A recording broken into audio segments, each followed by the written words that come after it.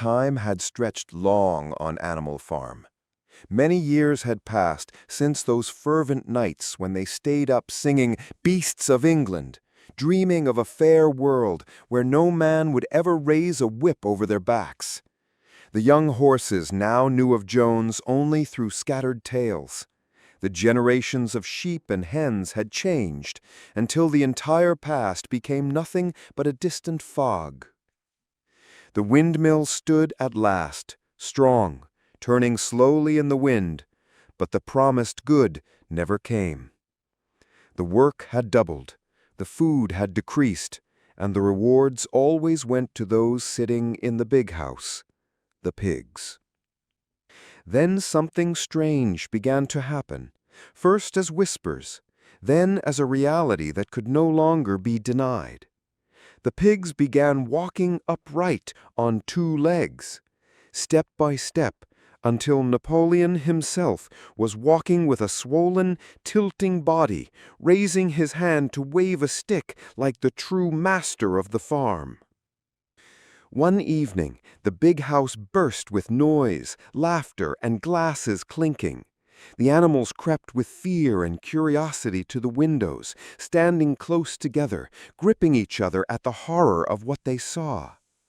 Inside, around a long table, sat Napoleon alongside other pigs wearing human coats, gripping cups of drink and merrily conversing with the neighboring farm owners, the very humans who years before had been their bitter enemy. They raised their glasses together, laughing that same greedy laugh. Suddenly, one of the roosters shivered. He stared long at the faces. Something dreadful was happening. The pigs' faces had changed. Their features blended with the humans to such a degree it was no longer possible to tell them apart. The small, greedy eyes, the mouths twisted in mocking laughter, even the way they held their glasses, it had all become exactly the same. The animals stood outside, dumbfounded, their wide eyes unable to grasp or even cry out. The pig had become a man, and the man had become a pig, to such an extent that it was no longer possible to say which had ever been which from the start. And so the story ended when the circle was complete. The revolution that began to cast out tyrants ended up creating even worse tyrants, with the same faces, the same laughs, the same cruelty that looked down on the masses from behind smooth glass, then raised a toast over the ruin of their dreams. And thus, when man and beast become equals. When the story of Animal Farm begins, we see it in the simplest possible scene. Ordinary animals, exhausted from a long day's work, leaving their barns to gather at night in a large shed to listen to an old pig named Major. Here, Orwell plants the first seed, a simple idea, but one that will turn their whole lives upside down. Major does not give them food or a magical solution, but gives them a new awareness that their misery is not an eternal fate, nor a law of nature, but an injustice imposed on them by their human master, Jones, who drains their effort and gives them only enough to keep them alive.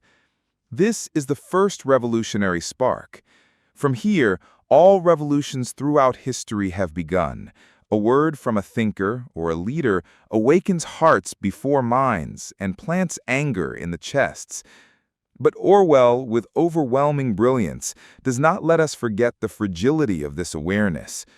For when Major sang to them the anthem, "Beasts of England," the animals' voices rose with enthusiasm, but without real understanding of what the words meant. They now had a dream, but it was still a fragile dream, wrapped more in nostalgia than in reason. Major dies after a few days, as if by mocking fate. Days pass until comes a day when Jones finds nothing to feed the animals, so he leaves them hungry. Here, the rebellion erupts suddenly. The animals storm the stores and drive Jones out of the farm. In a single night, the dream is realized without careful planning. And here, the real game begins. The pigs take over the leadership of the farm, for they are the smartest animals. They learn to read and write and set down the 7 commandments that will guide the farm. At first, everything seems rosy. Everyone works, everyone is equal, and the harvest goes to them and not to a tyrannical master. Even songs and celebrations strengthen this collective enthusiasm. But soon, the features of corruption start to creep in quietly. We see Napoleon and Snowball, the 2 prominent pigs, differing on almost everything. Snowball wants to build a windmill to make the farm modern and prosperous, while Napoleon mocks him. But when he finds that the windmill inspires the masses, he steals it from him. Napoleon flips the table, expels Snowball with savage dogs, and declares himself the sole leader.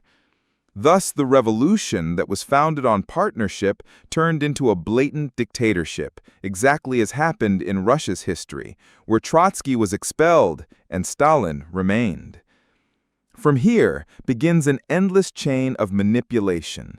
The 7 commandments change letter by letter to justify the pigs' privileges. The sheep are taught slogans they repeat mindlessly, suffocating any discussion. The other animals, especially the horse, Boxer, work faithfully until death, repeating, "Napoleon is always right."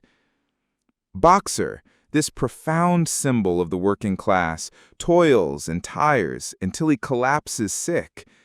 In a heartbreaking scene, Boxer is loaded onto a cart that was claimed would take him for treatment, but it turns out to be the cart of the knacker, who will slaughter him and melt his bones and fat to make glue. The betrayal here is not only political, but human to the utmost degree. When power exhausts the crushed until their last breath and then sells them cheaply when their benefit ends, it has reached the peak of vileness. Years pass, the farm grows, the windmill is rebuilt, Napoleon opens the door of trade with the humans who were once their greatest enemy, and in the end, we reach the scene that shocks even the laziest of animals. The pigs walk on 2 legs, wear human clothes, celebrate and drink with the farm owners in noisy banquets. Other animals sneak to look through the window, only to find themselves unable to distinguish, is this a pig or a human? The faces are similar. The same hands that raise the glass, the same eyes that sparkle with greed. And here, Orwell drops the curtain to tell us without saying, this is how revolutions end when left without oversight. The new ruler ends up exactly resembling the old ruler, and perhaps worse. This entire novel is an explicit projection on the Russian Revolution of 1917 and what followed it. Major is Karl Marx, or Lenin, the thinker who formulated the theory and ignited the idea. Snowball is Trotsky, the idealistic revolutionary thinker who was overthrown by Napoleon or Stalin. Napoleon is Stalin himself, who turned the revolution into a fierce authoritarian rule. Boxer are the Russian workers, the victims of deception who work to death chanting the life of the regime. The sheep, who repeat the slogans, are the directed media that kills discussion. But the most wonderful thing is that the novel does not stop only at the limits of the Soviet Union. Rather, it applies to any revolution that does not bind authority with strict constraints, nor preserves a living memory of the history of oppression. How many peoples have made revolutions that overthrew their tyrants, only to end up with new rulers who are even more ravenous for wealth and dignity? Thus, Orwell leaves us at the end of Animal Farm with a true bitterness. It doesn't matter who the ruler is, pig or human, if there is no constant awareness, continuous accountability, and authority bound by law and justice, then history will always repeat itself. And the faces will not differ much, even if the shape of the nose or the color of the coat changes. And thus, When we close the last page of Animal Farm, we come out of it with something heavier than just a tale about pigs and humans. We come out with an eternal warning. Do not trust promises alone. Do not let your memory be easily erased.